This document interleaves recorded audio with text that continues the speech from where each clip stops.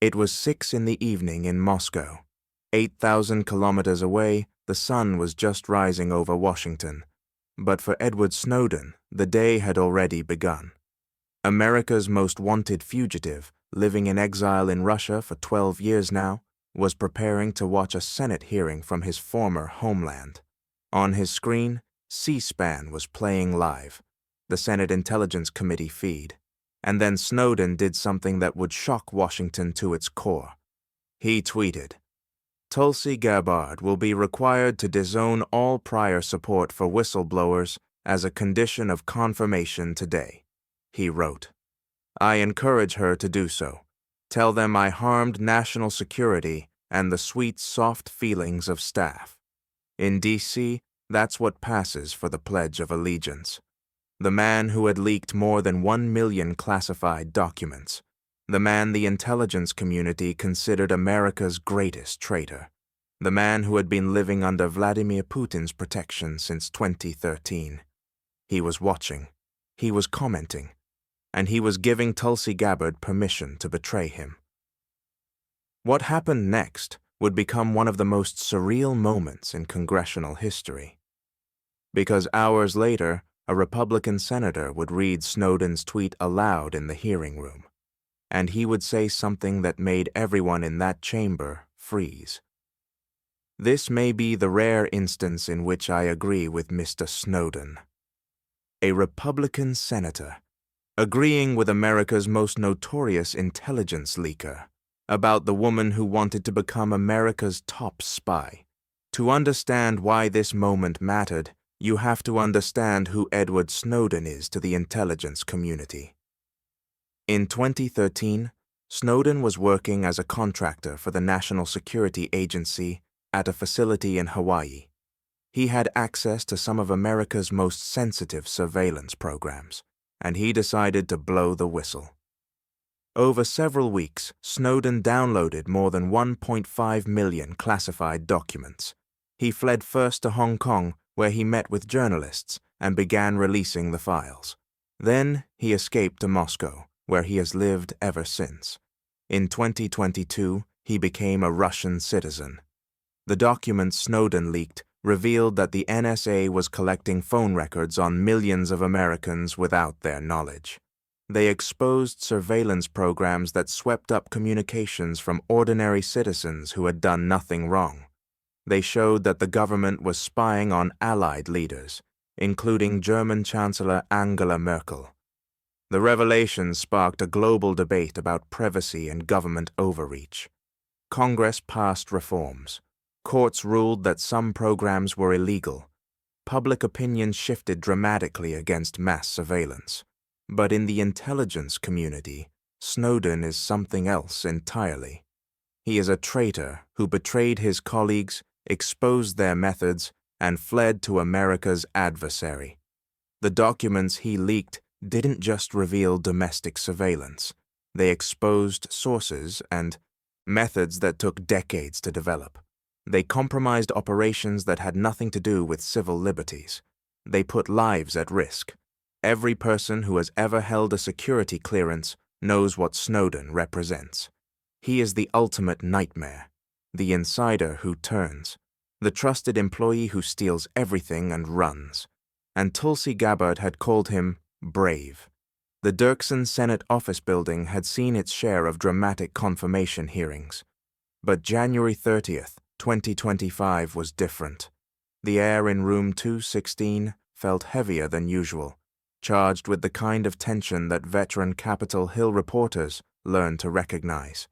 Something significant was about to happen. Everyone could feel it. Tulsi Gabbard entered the hearing room at precisely 9:45 in the morning. The former Democratic Congresswoman from Hawaii, now a Republican convert, walked with the confident stride of someone who had prepared extensively for this moment. She had spent 2 months getting ready. Mock hearings, policy briefings, meetings with former DNI directors, including John Negroponte, the first person to hold the position. She had consulted with Morgan Ortagus, a Trump ally, and Kash Patel, Trump's FBI director nominee. who was facing his own confirmation hearing in another building at that very moment. Gabbard's transformation from progressive Democrat to MAGA Republican had been one of the most dramatic political journeys in recent memory. In 2016, she had resigned from the Democratic National Committee to endorse Bernie Sanders for president. In 2020, she ran for president herself as an anti-war Democrat, famously clashing with Kamala Harris on the debate stage. But by 2022, she had left the Democratic Party entirely, calling it an elitist cabal of warmongers. And by 2024, she was standing on stage at Trump rallies, wearing a red MAGA hat, attacking the very intelligence agencies she now wanted to lead. Her critics called it opportunism. Her supporters called it awakening. But everyone agreed on one thing. If confirmed, Tulsi Gabbard would be the most unconventional director of national intelligence in American history. At 43, she would be the youngest person ever to hold the position. She would be the first millennial, the first Asian American, only the second woman.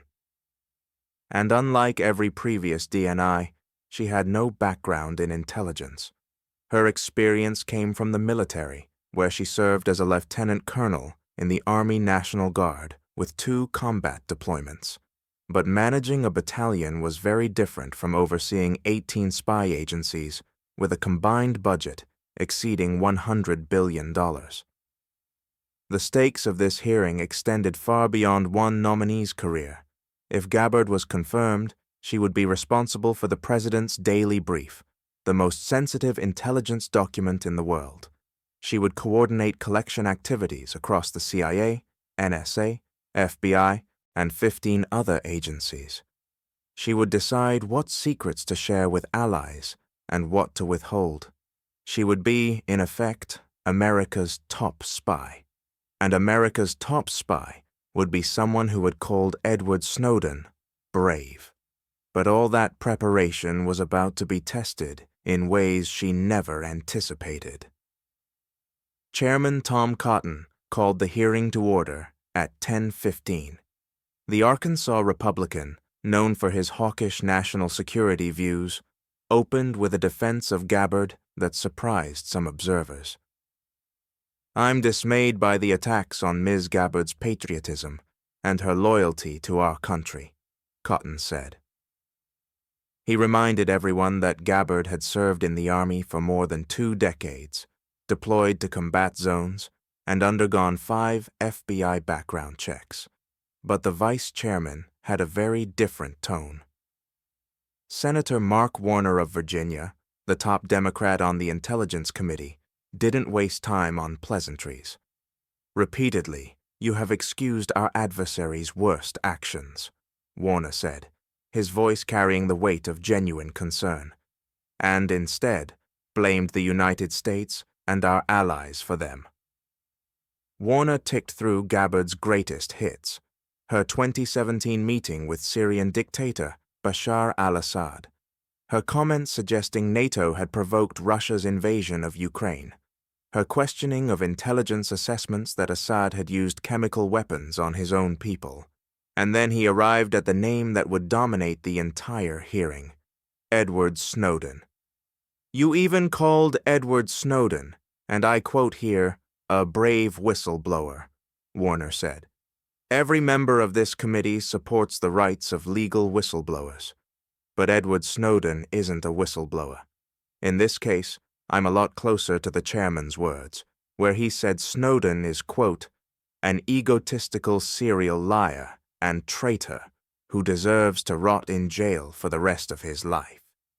Warner leaned forward. "Ms. Gabbard, a simple yes or no question. Do you still think Edward Snowden is brave?" The question hung in the air like a loaded weapon. Gabbard's response would set the pattern for the next 3 hours. "Mr. Vice Chairman, Edward Snowden broke the law," she said carefully. "I do not agree with or support all of the information and intelligence that he released, nor the way in which he did it." She paused and then added what would become her refrain throughout the hearing. "The fact is, He also, even as he broke the law, released information that exposed egregious, illegal, and unconstitutional programs that are happening within our government. It was a carefully calibrated answer. Snowden broke the law, but he also exposed wrongdoing. She wasn't defending him, but she wasn't condemning him either. Warner cut her off. "I appreciate this late conversion," he said, referring to her recent reversal on Section 702 surveillance authorities. "But I'm not sure I buy it, because you've had such a consistent position." Then Warner delivered a blow that would echo throughout the hearing. He pulled up a quote from Gabbard's appearance on Joe Rogan's podcast in May 2024, just 8 months earlier. After Congress had passed reforms to Section 702 that Gabbard had demanded for years, she had gone on Rogan's show and said, "This bill took an already bad problem and made it many, many times worse." Warner let that sink in. The reforms were now law. The very changes Gabbard had spent years demanding had been implemented. And instead of declaring victory, she had gone on the most popular podcast in America and called the result worse than what came before. "The bill is now law," Warner said. "And you said that. Again, in my mind, this is a question of judgment. 702 is critical. I appreciate this late conversion, but I'm not sure I buy it, because you've had such a consistent position." The issue of Section 702 was more than just a policy disagreement. It was about whether Gabbard could be trusted to defend the tools the intelligence community relied on every day. The surveillance authority provided 60% of the information in the president's daily brief. Without it, America would be blind to foreign threats in ways that could cost lives. And for years, Gabbard had tried to kill it. In 2020, she had co-sponsored legislation with Congressman Matt Gaetz to repeal Section 702 entirely. She had called it government overreach. She had compared it to unconstitutional mass surveillance. She had sided with the ACLU against the FBI, the NSA, and every intelligence director who had ever testified about its importance. Now she was asking to become the person who oversaw those very programs. And then Warner said something that would be replayed on cable news for days. "It's really funny what people will do to try to be able to grab the brass ring and have some power, right?" The accusation was devastating in its simplicity. Gabbard hadn't changed her mind because of new evidence or evolving circumstances. She had changed her mind because she wanted the job. But the Snowden questioning was far from over. In fact, it was just beginning. Senator James Lankford of Oklahoma, a Republican, pressed Gabbard on whether she would characterize Snowden as a traitor. "Senator, my heart is with my commitment to our Constitution and our nation's security," Gabbard responded. "I'm focused on the future and how we can prevent something like this from happening again." Lankford pushed harder. Was he a traitor at the time when he took America's secrets, released them in public, and then ran to China and became a Russian citizen? "I'm focused on the future," Gabbard repeated. Lankford's frustration was visible. He later told reporters that intelligence community staffers were deeply upset about Gabbard's past support for Snowden. "They don't see him as brave," Lankford said. "They see him as a traitor. They want to hear that you also believe the same, that not just that he broke the law, but that he's a traitor, because they don't want that to ever happen again." Then came Senator Michael Bennet. The Colorado Democrat had been watching the Snowden exchanges with growing frustration. When his turn came, he didn't hold back. "This is where the rubber hits the road," Bennet said, his voice rising.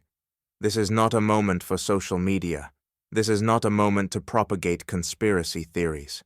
This is when you need to answer the questions of people whose votes you're asking for to be confirmed as the chief intelligence officer of this nation. Bennett leaned forward, his eyes locked on Gabbard.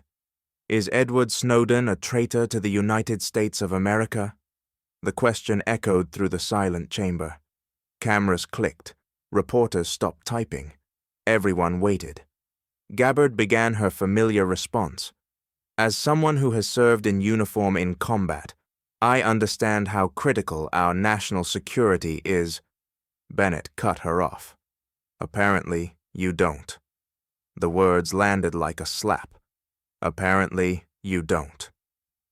3 words that captured the frustration of everyone in that room who had spent their careers protecting American secrets, only to watch a nominee for the nation's top intelligence position refuse to condemn the man who had stolen more classified documents than anyone in history.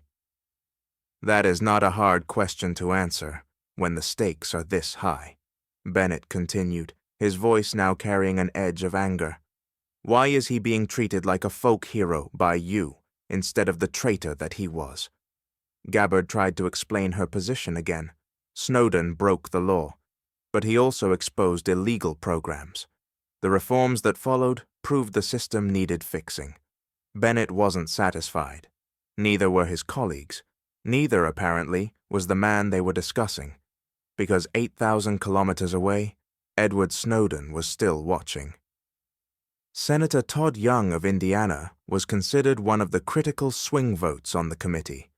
The Republican had not committed to supporting Gabbard before the hearing, and his questions would carry enormous weight. Unlike some of his Democratic colleagues, Young didn't raise his voice. He didn't need to.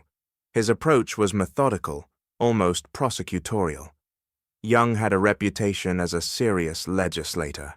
A Marine Corps veteran who had served in intelligence operations, he understood the stakes better than most.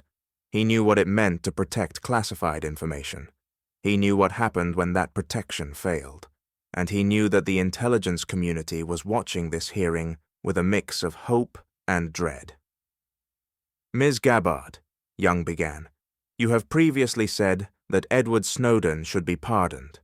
You introduced a resolution with Congressman Matt Gaetz calling on the Justice Department to drop all charges against him. The resolution had been introduced in 2020. It called Snowden a whistleblower and argued that his disclosures had been in the public interest. At the time, it had seemed like a quixotic gesture, a symbolic statement from 2 members of Congress who prided themselves on challenging the national security establishment. But now, one of those members was asking to lead that very establishment. Gabbard nodded carefully, knowing that every word she said was being recorded, analyzed, and broadcast to millions of viewers. Let me ask you directly, did Edward Snowden betray the trust of the American people? Edward Snowden broke the law, Gabbard said, and he released this information in a way that he should not have. Young paused. The answer was technically accurate. Snowden had broken the law. He had released information improperly. But Young hadn't asked about the law. He had asked about trust. He had asked about betrayal. And Gabbard had pivoted away from the moral question to the legal one. And then Young revealed something that made the entire hearing room fall silent. For what it's worth, Young said, his voice calm but carrying an undercurrent of something that sounded almost like disbelief. Mr. Snowden is watching these proceedings. The room seemed to freeze. He's posted on social media, Young continued, even indicating that Tulsi Gabbard should indicate that, quote, I harm national security. Young looked directly at Gabbard. This may be the rare instance in which I agree with Mr. Snowden. The words hung in the air. A Republican senator, agreeing with America's most wanted intelligence leaker, about the nominee sitting before him. The absurdity of the moment was lost on no one. According to reports from journalists in the hearing room, Young actually waved a printout of Snowden's tweet in the air as he spoke. The visual was striking. A United States senator, in a secure hearing room where classified information was routinely discussed, holding up the social media post of a man who had fled to Russia with America's secrets. "It would befit you and be helpful to the way you are perceived by members of the intelligence community," Young said, "if you would at least acknowledge that the, quote, greatest whistleblower in American history, so-called, harmed national security by breaking the laws of the land." Gabbard's response did not change. Edward Snowden broke the law and released this information in a way that he should not have. But she would not say he harmed national security. She would not call him a traitor. She would not give the intelligence community the words they desperately wanted to hear from the woman who might become their boss. Young's face betrayed nothing, but his silence spoke volumes. Meanwhile, in Moscow, Snowden was still watching, and he wasn't done posting. During the hearing itself, Snowden reshared a post he had written in 2020. The timing was deliberate. The message was pointed. "When a crooked politician calls me traitor, ask yourself, who did I betray?" Snowden had written. "The courts have ruled repeatedly that the programs I revealed were unlawful and likely unconstitutional, a violation of your rights. If this is treason, what they call loyalty is a crime." The post was a direct challenge to the senators questioning Gabbard. "You call me a traitor, but I exposed your crimes. Who is the real betrayer here?" It was a message that aligned perfectly with Gabbard's own position. Snowden broke the law, but the law itself was being used to violate Americans' constitutional rights. The reforms that followed his leaks proved he was right.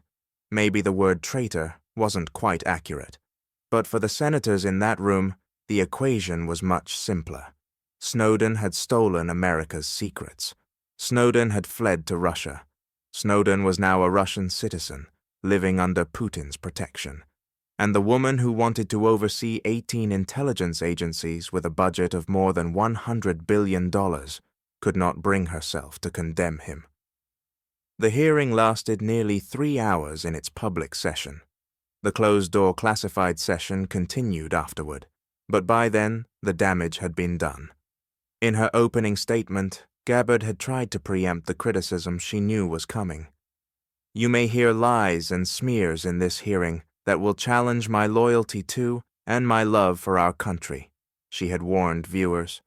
"Those who oppose my nomination imply that I am loyal to something or someone other than God, my own conscience, and the Constitution of the United States." And then she had listed her accusers' charges herself, accusing me of being Trump's puppet, Putin's puppet, Assad's puppet, a guru's puppet, Modi's puppet, not recognizing the absurdity of simultaneously being the puppet of 5 different puppet masters. It was a clever rhetorical move. By naming all the accusations at once, she hoped to make them seem ridiculous. 5 puppet masters? That was conspiracy theory territory.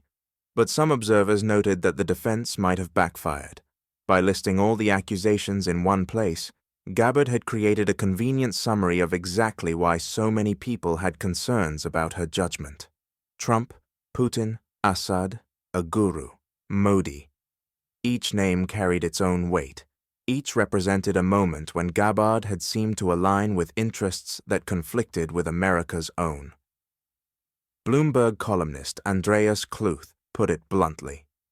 It was Tulsi Gabbard herself, in a surprising rhetorical feint, who during her Senate hearing provided the tersest case against her nomination. Within hours, clips of the exchanges were going viral. Bennett's "Apparently You Don't" became an instant social media phenomenon. Young's revelation that Snowden was watching in real time added a layer of surrealism that captured the public imagination. And Gabbard's repeated refusal to use the word traitor became the story that defined her confirmation. NBC News reported that White House officials were rattled by her responses. One source said President Trump had watched a clip of the Snowden exchange and wondered aloud how it would affect her chances at nomination. Senator Josh Hawley, a Missouri Republican who was not on the Intelligence Committee, told Fox News he was worried that her nomination may be in jeopardy. The math was brutal. The committee had 9 Republicans and 8 Democrats. Gabbard needed all 9 Republicans to get a favorable recommendation to the full Senate floor. Even one defection would leave her in serious trouble. After the public hearing ended, 2 key Republican votes declined to commit to supporting her. Susan Collins of Maine said she had not made up her mind and wanted to review portions of the testimony she had missed. And Todd Young, the man who had read Snowden's tweet aloud, offered no endorsement either. The fallout was immediate and bipartisan. "What message does that send to the intelligence community?" Senator Warner asked reporters. "What message does that send to our allies? More importantly, what message does that send to the American people?" Former intelligence officials were equally blunt. Ward Elcock, former director of Canada's National Intelligence Agency, told CBC News that Gabbard's lack of experience and qualifications were significant concerns. "This is neither a particularly complex or particularly thoughtful person," he said. "Nothing I've read about her suggests she has the background or the experience or the knowledge to take up the position." The international reaction was telling. Canadian intelligence officials expressed private concerns about sharing sensitive information with an American intelligence community led by someone sympathetic to leakers. British, German, and French spy agencies reportedly questioned whether their coordination with American counterparts would be affected. Russian state media, predictably, celebrated. Hosts on RT had previously called Gabbard "our girlfriend." Now they gleefully covered a confirmation hearing in which the nominee refused to condemn a man living under Putin's protection. For the Kremlin's propaganda apparatus, it was a gift. Hillary Clinton, who had famously called Gabbard a Russian asset during the 2020 presidential campaign, remained silent. But her earlier words seemed to hang over the hearing like a ghost. Whether Clinton's accusation had been fair or not, the optics of Gabbard's Snowden answers were devastating. Even Mitch McConnell, the former Senate Majority Leader and longtime Republican hawk, would eventually vote against Gabbard's confirmation. In a statement explaining his vote, McConnell said Gabbard failed to demonstrate that she is prepared to assume this tremendous national trust. But perhaps the most telling reaction came from Snowden himself. Hours after the hearing ended, Snowden posted again. He shared video of Senator Josh Hawley defending Gabbard on Fox News and added his own commentary. "Her sin is that she told the truth about the government spying on Americans," Snowden wrote, paraphrasing Hawley's words.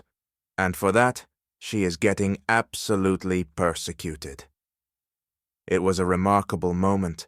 The man Gabbard refused to condemn was now publicly defending her. The man who lived in Moscow under Putin's protection was expressing solidarity with Trump's nominee for Director of National Intelligence. For Gabbard's critics, it was proof of everything they had feared. For her supporters, it was evidence of a coordinated smear campaign. But for the undecided senators in the middle, it was simply another complication in an already complicated nomination. The question that haunted the hearing room long after the cameras stopped rolling was deceptively simple. Why couldn't she just say it? Traitor. One word. 8 letters. The same word that Chairman Cotton had used to describe Snowden. The same word that virtually every member of the intelligence community would use. The same word that would have cost Gabbard nothing politically and gained her everything in terms of credibility with the people she would soon be leading. But she wouldn't say it. Some observers speculated that it was a matter of principle. Gabbard had built her political identity on questioning the national security establishment. She had made her name by challenging conventional wisdom about foreign intervention, surveillance, and the war on terror. To suddenly condemn Snowden would be to repudiate years of her own public statements. Others suggested it was a calculated bet. Trump himself had floated the idea of pardoning Snowden during his first term. Tucker Carlson and Robert F. Kennedy Jr., both Trump allies, had expressed support for clemency. Maybe Gabbard was positioning herself within a faction of the Republican Party that was more sympathetic to Snowden than the traditional national security hawks. But the simplest explanation might have been the most accurate. Gabbard genuinely believed what she was saying. Snowden had broken the law, but he had also exposed wrongdoing. Both things could be true at the same time. The word traitor implied a moral judgment that went beyond legal analysis, and she wasn't willing to make that judgment. It was, in its own way, an act of intellectual honesty, or perhaps intellectual stubbornness. Either way, it was costing her. The confirmation process ground forward in the days after the hearing. Gabbard's team worked furiously to shore up support among wavering Republicans. The White House made clear that Trump was standing by his nominee. Senator Cotton pushed for a committee vote as soon as possible. But the Snowden shadow wouldn't lift. On February 1st, NBC News reported that there was growing concern in political circles that Gabbard's nomination was in serious trouble. One source described her chances as 50-50. The irony was almost too perfect. Edward Snowden had fled America in 2013 after leaking classified documents about surveillance programs. 12 years later, his name was still reverberating through the halls of power. But now, instead of exposing secrets, he was watching a confirmation hearing. Instead of running from the government, he was tweeting about it from Moscow. And instead of being hunted, he was being agreed with by a Republican senator. The intelligence community that Snowden had betrayed was now being asked to accept a leader who wouldn't call him a traitor. The surveillance programs he had exposed were now considered essential national security tools that Gabbard had once tried to repeal. The reforms his leaks had prompted were now being cited by Gabbard as proof that he had done something valuable. Everything had changed, and nothing had changed. In the end, Tulsi Gabbard was confirmed as Director of National Intelligence on February 12, 2025. The Senate vote was 52-48. Only one Republican, Mitch McConnell, voted against her. Every Democrat opposed. But the Snowden question never really went away. In the weeks and months that followed, intelligence community veterans continued to express concern about serving under a DNI who had refused to condemn the agency's most notorious traitor. Allied intelligence services reportedly questioned whether they could share sensitive information with an American intelligence community led by someone sympathetic to leakers, and Snowden himself continued to comment from Moscow, occasionally praising Gabbard's positions on surveillance and civil liberties.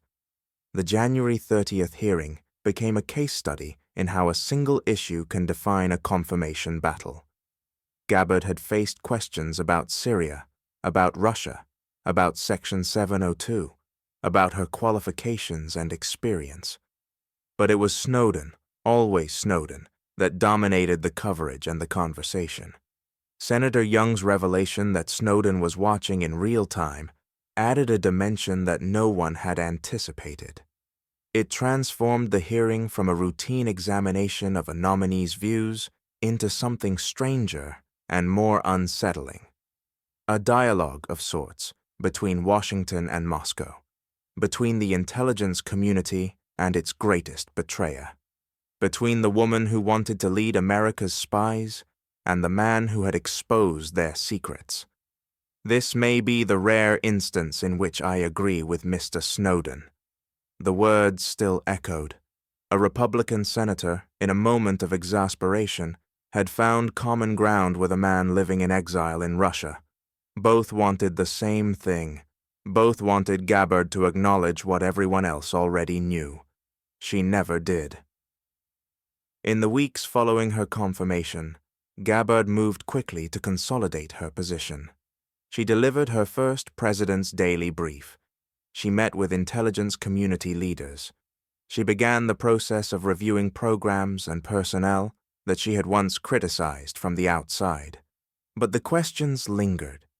Would the intelligence community trust her?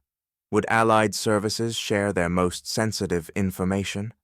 Would the rank-and-file analysts and officers who had devoted their careers to protecting America's secrets accept a leader who had once championed their greatest betrayer? The answer, according to multiple sources within the intelligence community, was complicated. Some welcomed Gabbard's promises to reform what she called a weaponized system. Others viewed her with suspicion that bordered on hostility, and many simply kept their heads down and did their jobs, waiting to see what kind of leader she would become. Edward Snowden, for his part, continued his commentary from Moscow. He praised Gabbard's confirmation as a victory for civil liberties. He mocked the senators who had tried to force her to condemn him. He remained, as always, a thorn in the side of the intelligence establishment he had betrayed. The January 30th hearing became more than just a confirmation battle.